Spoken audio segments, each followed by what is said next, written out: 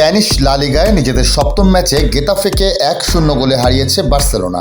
বুধবার নিজেদের মাঠ লুইস কম্পানিস অলিম্পিক স্টেডিয়ামে গেতাফেকে আতিথ্য দেয় কাতালানরা। 2017 সালের পর এই প্রথম লিগে নিজেদের প্রথম 7 ম্যাচে 7টি জিতল বার্সেলোনা। 250-টিরও বেশি ডিজাইন অপশন নিয়ে ওয়ালটন স্মার্ট ফ্রিজ, বোঝে আপনার প্রয়োজন। ম্যাচের 19তম মিনিটেই লিড পায় বার্সেলোনা। জুল কুন্দের ক্রস অনেকটা লাফিয়েও নিয়ন্ত্রণে নিতে পারেননি গেতাফে গোলরক্ষক। বল পেয়ে যান অরক্ষিত রবার্ট লেভানডোভস্কি। অভিজ্ঞ পোলিশ স্ট্রাইকারের এটি মৌসুমের 7ম গোল।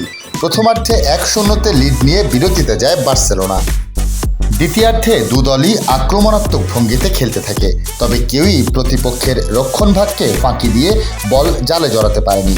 ম্যাচের শেষ দিকে স্বাগতিকদের ভীষণ চাপে রাখা গেতাফে সমতা ফেরানোর সুযোগ পেয়েছিল, কিন্তু যোগ করার সময়ের 4র্থ মিনিটে পেনাল্টি স্পটের কাছে ক্রস পেয়েও ঠিকমতো কাজে লাগাতে পারেনি গেতাফে স্ট্রাইকার। শেষ পর্যন্ত 1-0 ব্যবধানের জয় নিয়েই মাঠ ছাড়ে কাতালানরা। উল্লেখ্য যে টানা 7ম জয়ে 21 পয়েন্ট নিয়ে লিগ টেবিলের শীর্ষে বার্সেলোনা।